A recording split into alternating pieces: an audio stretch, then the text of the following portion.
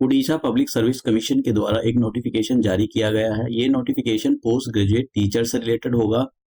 कितनी total number of post है? देखिए total number of post 1375 post है, तो काफी पोस्ट है। तो हम यही देखेंगे कि कौन कौन लोग इसको अप्लाई कर सकते हैं। पहले तो हम डेट के बारे में बात कर लेते हैं कि भाई आप कब से अप्लाई कर सकते हो। देखिए 31 जनवरी 2024 से आप अप्लाई कर सकते हो, आवेदन कर सकते हो। और लास्ट डेट कब रहेगी इसकी? देखिए लास्ट डेट रहेगी 2 मार्च 2024। तो अभी फॉर्म नहीं भरने स्टार्ट हुए हैं, अभी तो काफी टाइम है, अभी अप्रोक्सीमेट 1 मंथ है।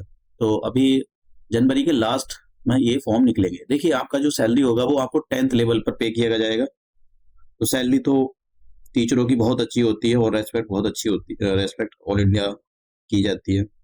अब वैकेंसी का डिस्ट्रीब्यूशन दिया गया है, जैसे कि बॉटनी के लिए कितनी निकली हुई हैं, कॉमर्स के लिए, केमिस्ट्री के लिए, एजुकेशन के लिए, इंग्लिश के लिए कितनी वैकेंसी निकली गई हैं।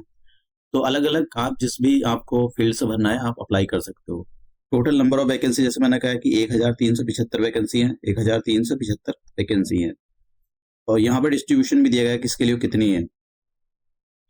अब ये बात करते हैं कि एज कितनी होनी चाहिए। देखिए आपकी जो एज है मिनिमम 21 साल होनी चाहिए और आपकी एज की कैलकुलेशन 1 जनवरी 2023 के अकॉर्डिंग की जाएगी।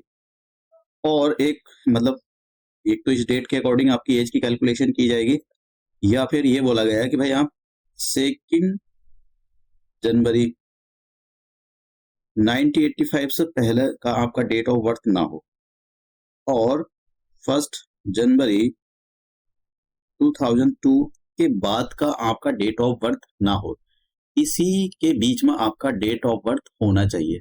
ऑफ कोर्स अगर आप पर एज क्रॉस कर जाते हो तो आपको एज रिलैक्सेशन मिलेगा। ये केवल उड़ीसा के जो मूल निवासी हैं ये उन्हीं के लिए अवेलेबल होगा, दूसरे स्टेट के लिए अवेलेबल नहीं होगा।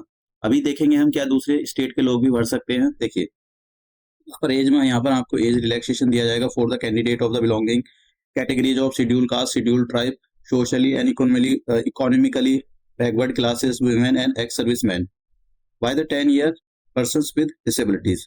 तो अलग अलग यहाँ पर एज रिलैक्सेशन दिया जाएगा। अब देखिए ये मेन पॉइंट है, इसमें क्या होना चाहिए। देखिए एक तो आपके पास मास्टर डिग्री होनी चाहिए जो भी आप कर रहे हो, प्लस B.Ed होना चाहिए। तो आपके पास अगर ये 2 चीज हैं तो आप इस फॉर्म को फिल कर सकते हो। अब यहाँ पर एक और आप ऐसा भी हो सकता है कि जिसने 6 साल का एक और हाँ एक और बात है कि इस पोस्ट ग्रेजुएट में ये मिनिमम आपके पास 50% मार्क्स होने चाहिए, कि 50% मार्क्स जिसके कम है वो नहीं भर सकता है। अब देखिए यहाँ पर ये बोला है integrated 6 year post graduate master degree. किसी के पास कुछ इंटीग्रेटेड कोर्स करते हैं, इंटीग्रेटेड प्रोग्राम होते हैं, तो वो 6 साल का होता है, 6 ईयर्स। तो जिनके पास 6 ईयर्स का इंटीग्रेटेड पोस्ट ग्रेजुएट प्रोग्राम है, जिन्होंने कोर्स किया है, तो वो भी अप्लाई कर सकते हैं अपने कंसर्न सब्जेक्ट में। B.Ed जरूर मांगा है यहाँ पर। और यहाँ पर देखिए और एक मैं आपको ये बोला गया है कि provided that B.Ed qualification shall not be mandatory eligible criteria for the post of the PGT। देखिए यहाँ पर कुछ सब्जेक्ट बोले गए, इन्होंने ये बोला है कि भाई बॉटनी के लिए B.Ed जरूरी है, chemistry, English, economics, geography, history, Hindi, mathematics, Odia, physics, political science, Sanskrit and the ये are not mandatory eligible criteria for the post of the ये। तो आपके पास अगर ये बोला गया है कि अगर आपके पास इनमें, देखिए इन सब्जेक्ट को छोड़कर जो दूसरे सब्जेक्ट हैं अगर आप उसके लिए अप्लाई करना चाह रहे हो तो उसमें B.Ed नहीं होना, B.Ed जरूरी नहीं है। तो आप इनके लिए B.Ed जरूरी है। यहाँ पर देखा अदर देन, इनको छोड़कर दूसरे सब्जेक्ट के लिए B.Ed कोई कंपलसरी कंडीशन नहीं है। नो, देखिए कितने अच्छे हैं, क्या ही बताएं कितना, नो एग्जामिनेशन फीस। हालांकि ये उड़ीसा के लोगों के लिए ही है और दूसरे स्टेट के अप्लाई भी नहीं कर सकते। तो बिहार के लोग ले लो आप, बिहार के क्या ही बताए, 1000-1500 छोड़ो इनको, पता नहीं सारा सरकार का पूरा बजट ये वहाँ के आयोग ही निकालते हैं कि फीस वसूल कर कर। अब बात करते हैं कि देखिए ये आपके पास पता लगा कि आपके पास, हाँ एक और बात इन्होंने ये बोला है कि अगर आपने कंप्यूटर एप्लीकेशन में या डिप्लोमा या डिग्री ली है तो ये डिजायरेबल क्वालिफिकेशन, जरूरी नहीं है, मैंडेटरी नहीं है, डिजायरेबल। अगर आपके पास हो तो अच्छी बात है, आपको एक एज मिल जाएगा उसके अंदर, ठीक है, जो दूसरों से होता है एक एज मिल जाता है उसके अंदर। अब मेथड करते हैं सिलेक्शन। देखिए सिलेक्शन प्रोसेस क्या होगा, देखिए सिलेक्शन प्रोसेस के बारे में, रिटर्न होगा आपका, इंटरव्यू होगा। अब रिटर्न के बारे में बात करें तो रिटर्न के 3 पेपर होंगे, पेपर 1, पेपर 2, पेपर 3। और पेपर 1 के बारे में देखते हैं कि पेपर 1 कितने का। पेपर 1 इंग्लिश लैंग्वेज का 50 मार्क्स का होगा, जनरल नॉलेज का 50 मार्क्स का होगा, और 100 क्वेश्चंस होंगे 100 मार्क्स के। ये पेपर 1 के अंदर पूछा जाएगा, 2 घंटे का टाइम होगा। अब बात करते हैं पेपर 2 के बारे में। देखिए पेपर 2 जिस भी आप सब्जेक्ट के लिए अप्लाई कर रहे हो, पेपर 2 उसका होगा, ठीक है, कंसर्न ऑप्शनल सब्जेक्ट, ये एक टाइप का ऑप्शनल सब्जेक्ट होगा। 100 क्वेश्चंस होंगे, 100 मार्क्स का होगा, टाइम ड्यूरेशन 2 घंटे का होगा। अब बात कर, इसमें देखिए निगेटिव मार्किंग भी होगी, there shall be negative marking, अगर आपने कर दिया तो। दूसरा जो पेपर होगा आपका, जो तीसरा पेपर होगा, मतलब देखिए 2 पेपर आपके सब्जेक्ट से रिलेटेड ही होंगे। दूसरा पेपर भी यहाँ पर ये कंसर्न सब्जेक्ट, मतलब दोनों के दोनों पेपर।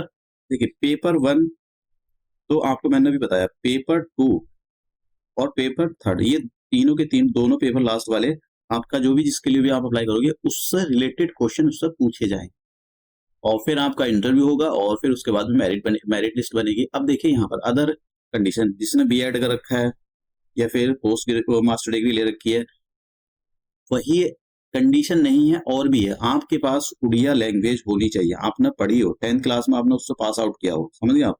अगर आपने ये नहीं किया है या आपने 8th क्लास किया हो, तो आप इस जो भी भर्ती निकली हुई टीचरों की अप्लाई नहीं कर सकते। इसका मतलब साफ साफ है कि उड़ीसा के लोग ही केवल इस फॉर्म को भर सकते हैं, जिसने ना उड़ीसा में रैंक, जो दूसरे, कभी कभी ऐसा होता है कि गवर्नमेंट जॉब कर रहे होते हैं तो वहां पर उड़ीसा के अंदर उनकी पढ़ाई लिखाई होती है। अगर उन्होंने उड़ीसा के अंदर अपना एग्जाम लिखा है 10th क्लास 8th क्लास और मास्टर डिग्री 50% और प्लस बीएड किया हुआ है, तो मतलब वो इस एग्जाम को भर सकते हैं। जिन्होंने उड़िया नहीं पढ़ी है, उनको पढ़ना लिखना नहीं आता है, तो फिर ये भी अप्लाई नहीं कर सकते। तो ये बहुत जरूरी कंपलसरी कंडीशन है, ठीक है। तो यहाँ पर देखो क्या क्या आपको अपना इसमें जो डॉक्यूमेंट लगाने हैं वो क्या क्या लगाने हैं। एक तो 10 क्लास का जो भी सर्टिफिकेट होता है उसमें आपकी एज देखी जाती है कि भाई एज कितनी है, उसी के हिसाब से आपका नाम वाम चेक होता है। बैचलर डिग्री का सर्टिफिकेट लगाना, पोस्ट ग्रेजुएट आपने किस में किया है वो लगाना है आपको, बीएड का सर्टिफिकेट लगाना है आपको, ठीक है, ये बहुत जरूरी है। और डिग्री डिप्लोमा इन कंप्यूटर, वैसे ये ऑप्शनल में दे रखा है कि डिजायरेबल क्वालिफिकेशन, तो अगर आपके पास नहीं है तब आप भर सकते हो, लेकिन आपको ज्यादा माथा पीछी करनी पड़ेगी सिलेक्शन लेने के लिए, अच्छे अच्छे मार्क्स लाने पड़ेंगे। अब आपको इनकी ऑफिशियल वेबसाइट से ही भरना है, किसी वेबसाइट से नहीं भरना है, किसी दूसरे लिंक से नहीं भरना है। प्रॉब्लम ये होती है कि अगर आपने किसी भी दूसरे लिंक से ये अप्लाई किया तो आपके पास या तो उल्टे सीधे मैसेज आएंगे, या फिर आपके व्हाट्सअप या फिर आपके जो भी बैंक अकाउंट लिंक होता है उस पर उल्टे सीधे मैसेज कॉल वगैरह आती है, तो ये बहुत समस्या हो जाती है। इसलिए आपको किसी भी दूसरे उससे अप्लाई नहीं करना है, ऑफिशियल वेबसाइट से। तो बात करते हैं यहाँ पर जो 50 पेपर 1 होगा उसका सिलेबस दिया गया है यहाँ पर। तो सिलेबस 50 मार्क्स का, जनरल नॉलेज और 50 मार्क्स का आपका ये पूछा जाएगा। जनरल नॉलेज में क्या पूछेंगे, देखिए ये the paper in the general knowledge will include knowledge of the current events, यानी करंट अफेयर पूछेंगे, matters as are everyday observation, जैसे कि जनरल साइंस पूछेंगे आपसे, experience in the scientific aspects, तो ये पूछेंगे आपसे। और ज्योग्राफी, हिस्ट्री, ये सब पूछी जाएंगी आपसे यहाँ पर, history of India, history of the geography, ये सब मतलब ज्योग्राफी ऑफ इंडिया, ये सारी चीजें पूछी जाएंगी। वैसे ज्योग्राफी शब्द लिख दिया इन्होंने, इंडिया की ज्योग्राफी, वर्ल्ड ज्योग्राफी और उड़ीसा की ज्योग्राफी सब पूछी जाएंगी यहाँ पर। और ये जिस भी आप सब्जेक्ट के लिए अप्लाई कर रहे हो, सपोज करो आप एंथ्रोपोलॉजी के लिए अप्लाई कर रहे हो, तो पेपर 1 का सिलेबस दिया गया है यहाँ पर डिटेल्स है, और पेपर 2 का सिलेबस ये दिया गया है। तो आपको जिस भी सब्जेक्ट के लिए अप्लाई करना है तो उसका सिलेबस इन्होंने नीचे ही दे दिया है। आप जब भी एक बार इंफॉर्मेशन को आपको बहुत अच्छे से रीड कर लेना है, बाकी तो और कुछ नहीं है इसके अंदर बताने वाला।